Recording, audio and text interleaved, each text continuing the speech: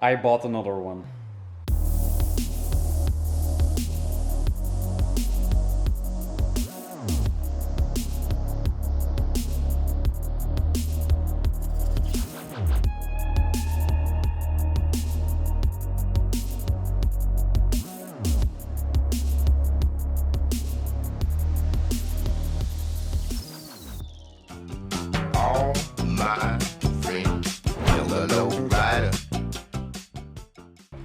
Hello everyone and welcome to another video in the Saab series. And as you could already see, there has been quite a big development in this project.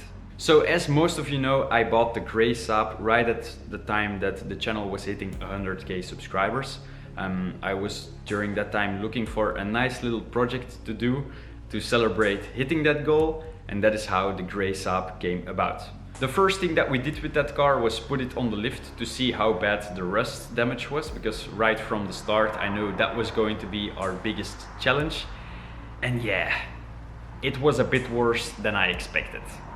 The car has a bunch of rust pretty much everywhere, but there was one area in particular that was a bit off-putting, and that was the front right suspension, right where the lowest wishbone is going onto the frame rail. Yeah, it was a bunch of structural rust and it was going to be a very daunting task to fix. But at that point I was still committed into fixing the car, so that is when I started the cleaning video. And in the middle of shooting that, one of my friends messaged me an advertisement for the green one. It was an unfinished Saab 900 project that was for sale pretty cheaply. It had all the paperwork included, so that was something that I no longer had to deal with. And the best thing was that the rust was also already taken care of. So that sounded pretty good. I contacted the seller and then checked out the car. The state of the car pretty much was as advertised. The only thing that I wasn't really stoked on were the quality of the welds, but correcting and fixing those will be way easier than dealing with the rust on the grey one, so that is why I bought it. And to give you guys an idea of the quality difference between both cars, I made this little montage.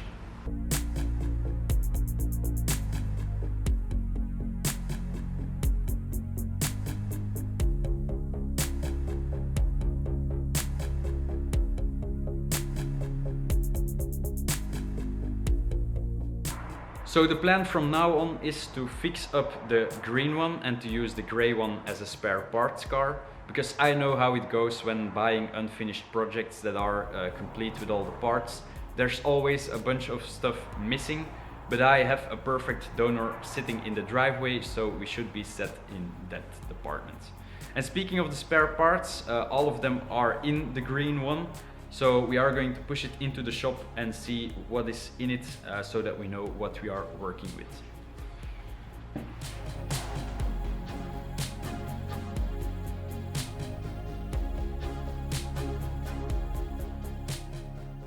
It is kind of funny that in the previous episode I was complaining of always having to push the grey Saab, and now we have another dead brick sitting in the driveway.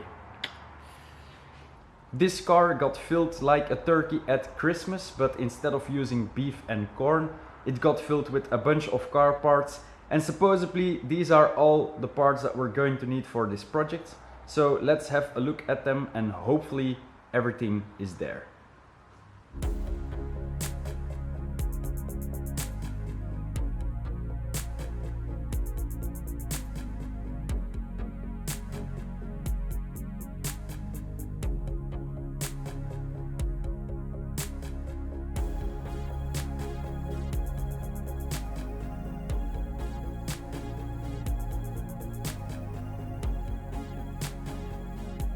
There are a lot of things that you can say about these Saabs, but being short on storage space isn't one of them.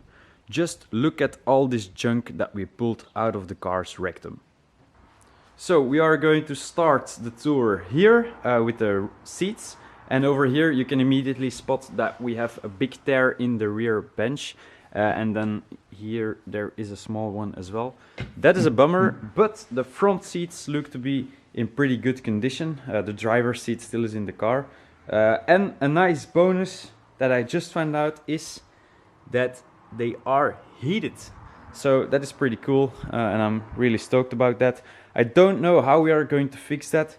Maybe I should look online for a replacement, but I think this color might not be the easiest to come by. Moving on to the dashboard, it seems like it is cracked just as bad as my other one.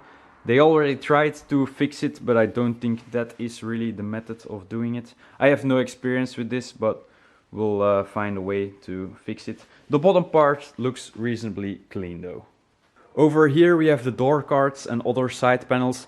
Those look to be in pretty good shape, although there is this weird sticker over here that is probably hiding something.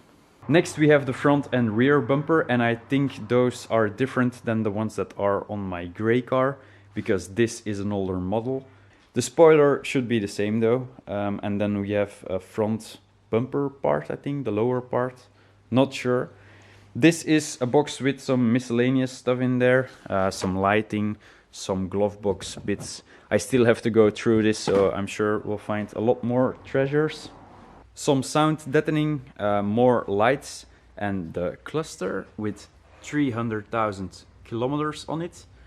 More headliner pieces, another miscellaneous box, trim pieces, and the carpets. And those look to be in pretty good shape, although they can use a clean. After going through all of this stuff, I am kind of worried because I haven't encountered a box with nuts, bolts and screws yet, and that is quite important when rebuilding a car. Hopefully I encounter that in that box or in that small one, we'll see. But I think that is going to be it for the tour, the junk. So I'm going to take all of this now and put it upstairs in my storage, and then we're going to take a look at the car. Before we dive into the car, I quickly want to show you this folder, as it is one of the main reasons why I bought the car. It contains the paperwork for the Saab, but, and that is more interesting, it has the complete service history and the invoices of the car in chronological order, and it goes all the way back to 1989. That is pretty cool, and it also shows me that somebody has been definitely taking care for this car, because this is 27 years of service history. The last paper is from 2016, which I think was the last time that this car was on the road. The previous owner also gave me this service manual, which will definitely come in handy. Now let's take a look at the car. Okay, so this is a 1985 Saab 900 GL. And being a GL, it means that it is a little bit more luxurious than the other Saab that I have. And you can see that, for example, in the chrome trim that is around the windows. And I think also the side moldings have a chrome trim piece in them as well. The car's color code is 140B, which is pine green, if I'm not mistaken. And I actually really like this color. It would be my pick if I had the choice. So that is awesome, and I'm also particularly happy that I managed to buy a car that isn't gray, because my BMW, my Mini, the other Saab and the Golf are all gray, so the driveway was starting to look like 50 shades of gray, and that is not a vibe I want to be going for. This beautiful dark green color, in my opinion, goes very well with the tan interior. And I don't know if I have already mentioned this, but these seats are heated, which I think is awesome for a car of this age. Other than that, there isn't much to talk about the interior, because all of it was stripped for the rust repairs. The windows aren't electric, but there is a retrofitted sunroof, and I think that is electric because there are cables going to it. It does seem like there is some rust behind it, but we'll take a look at that later. Now let's get to the interesting bit, which is of course the engine.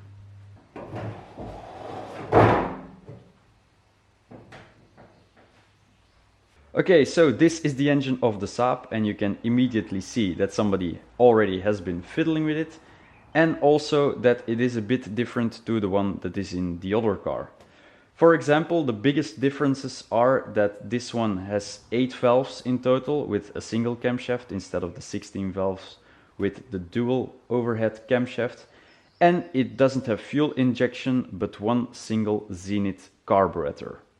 That means that this engine has about 25 horsepower less than the other one, which I don't really mind because yeah, this was never going to be fast anyway.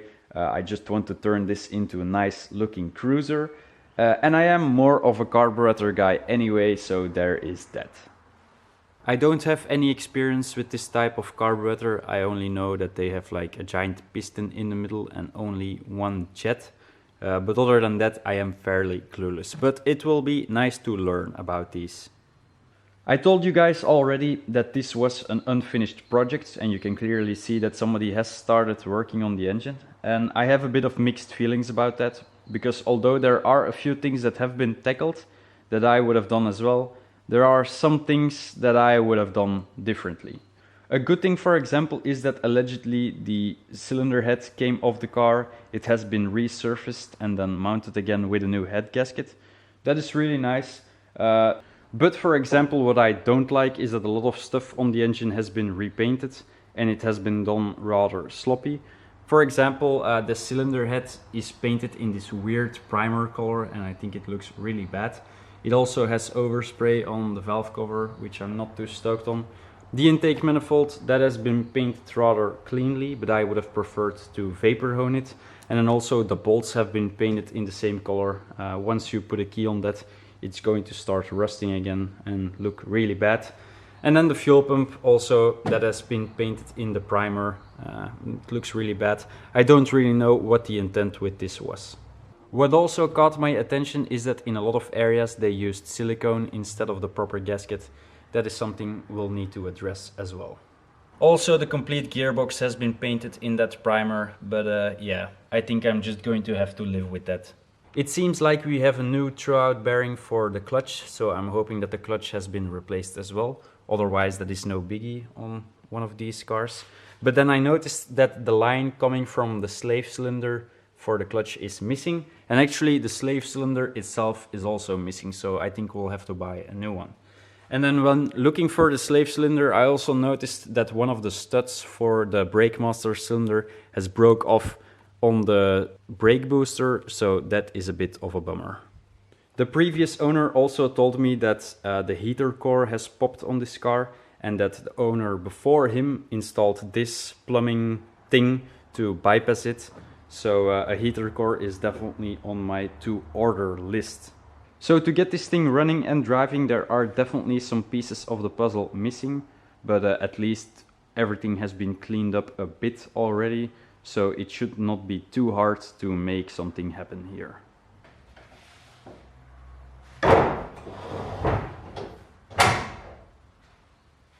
Now we are going to take a look at the bodywork and more specifically the rust.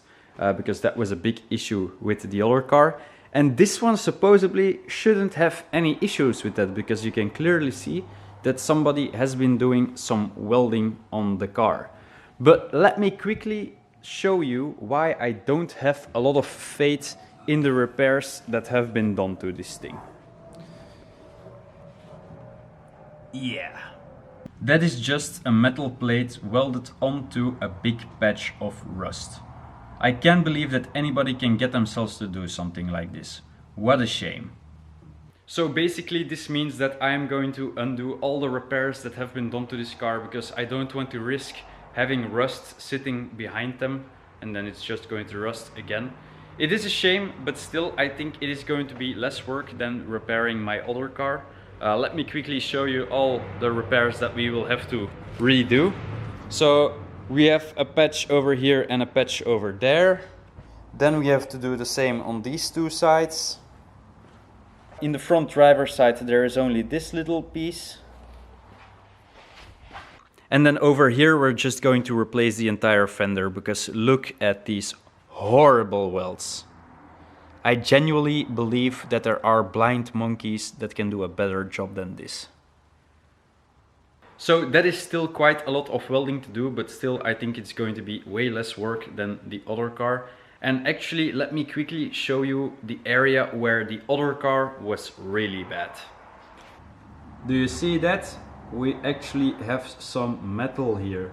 I'm going to quickly overlay the images of the other car, and then yeah, I think it is easy to see that this one needs a little bit less work than the other one.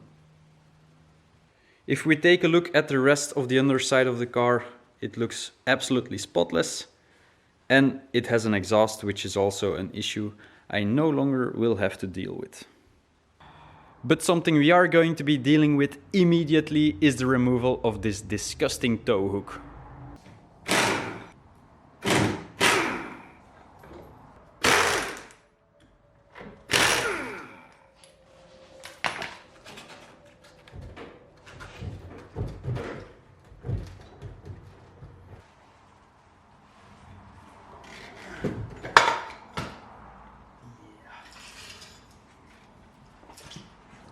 Much better.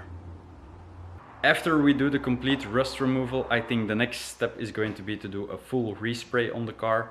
Because yeah, the paintwork as it is right now is already horrible. And after our fixes, it's going to be even worse because many areas will need touch-up.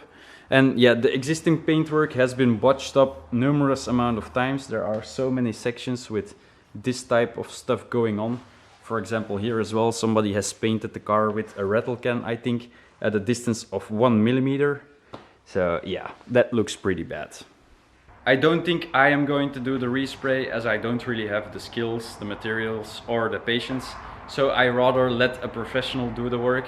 But actually I can use you guys' help in that department as I don't really know any good body shops here in Belgium. So if any of you have a good place to recommend, please let me know. You can send me an email, a DM or comment on this video. Actually, I think we have done enough talking for today. I really want to start working on this thing, and I think I'm going to give starting the car a go. I think the first thing that I'm going to do is connect up the entire coolant system.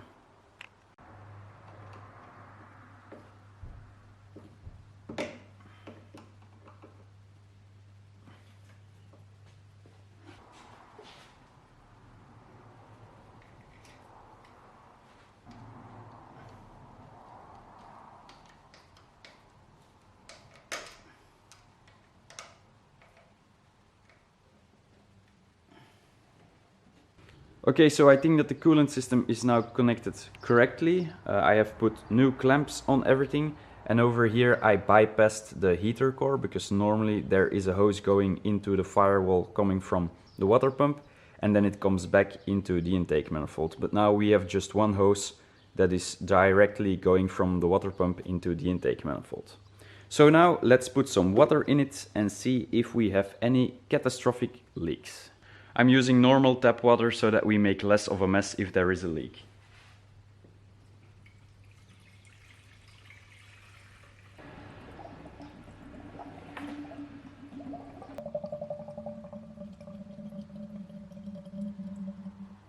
Next, I want to take a look under the valve cover, but first we need to take out the distributor, I think.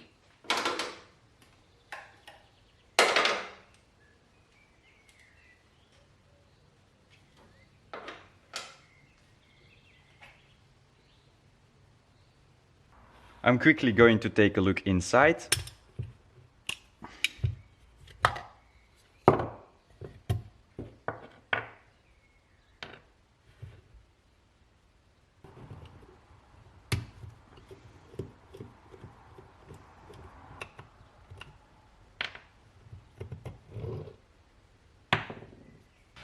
I was expecting to see some breaker points in here, but apparently we already have electronic ignition using this Hall sensor. Not much we can check, maybe the vacuum advance. Nice.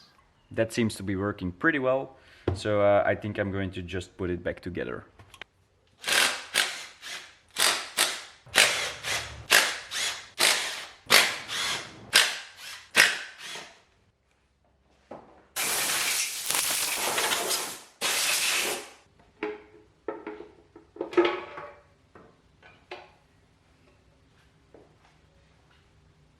From far away the camshaft looks pretty good, but if you go a little bit closer you can see that there is a bit of surface rust on some of the lobes. That is a result of the car just sitting, I guess. But I'm going to check to see if I can get that to come off. Okay, so I got pretty much all of it off. The way I did it was by using a very old and soft scrub pad and then some WD-40. And after some light scrubbing it came off very easily. It feels very smooth, so I don't think there is any damage here. So now I'm going to take out the spark plugs and then we're going to turn the engine over by hand.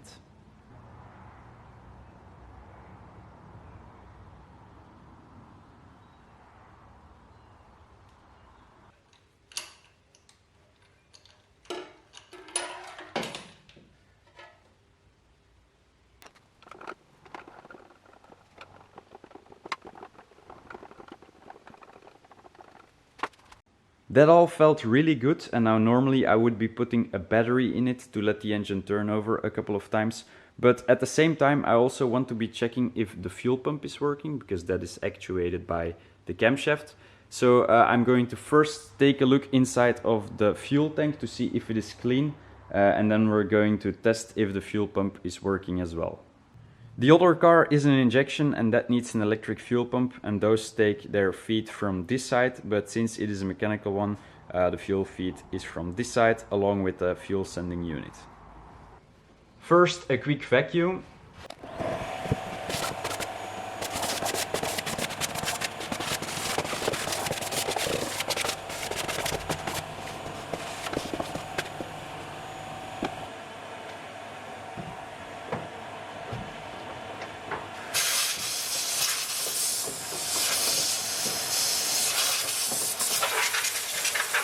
Now that this area is perfectly clean, we're going to open this up and have a look in the fuel tank.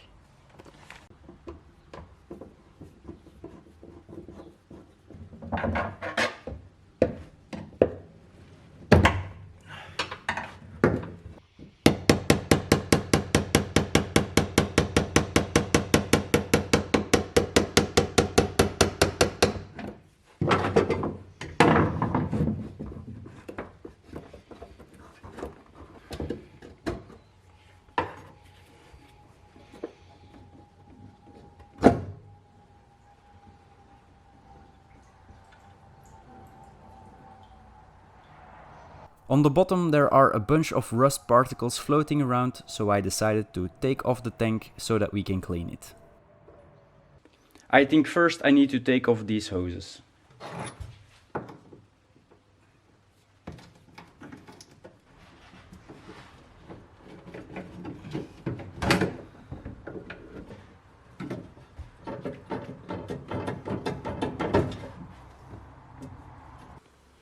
Next we need to undo the nuts for the straps, but these are going to need a clean first.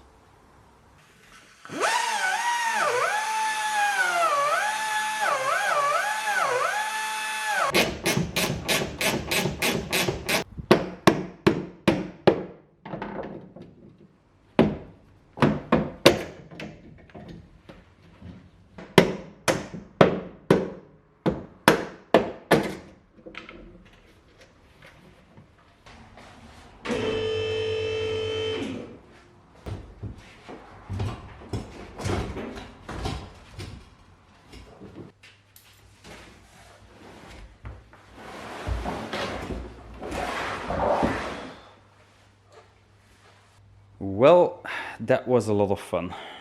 Let's start by emptying it.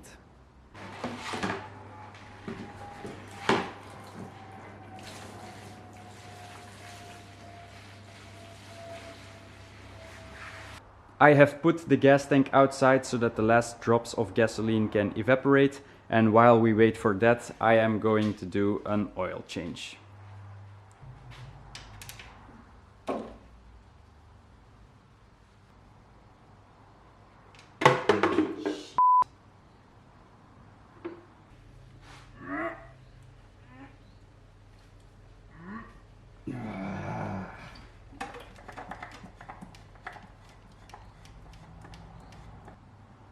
No oil filter.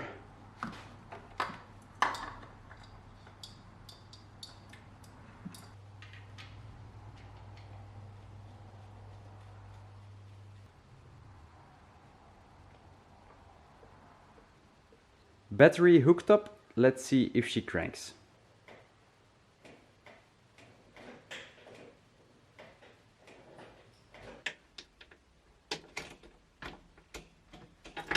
It looks like we have a no crank situation, so let's diagnose that.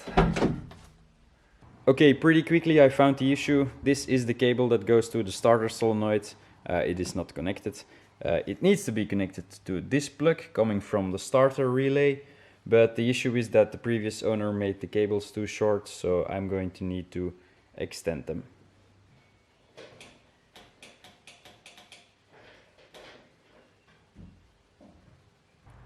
The starter still didn't want to move, so I decided to take it off the car so that I could properly test it. I was afraid that maybe the paint would impede the grounding of the thing, but that was no issue. And now when I'm testing it, some sparks happen, but no movement. So something is definitely wrong with the starter. The only thing is that I don't have any time left to take a look at it. So I think for today, we're going to have to throw in the towel. It sucks that I'm not going to be able to start the car today, as it would have been a very nice ending for this video. But hey, you can't win them all. There are just too many parts that I still need to order. But I'm keeping a list so that in the next video we can move full speed ahead with this project. I hope you guys can understand my decision for getting this car and continuing the project with it, as I am sure that it is going to be a better base and a prettier car in the end. But still, I want to know you guys' opinion on it, so please leave a comment. So that is going to be it for today's video. If you enjoyed it, please consider giving it a like and subscribing, and I hope to see all of you in the next one.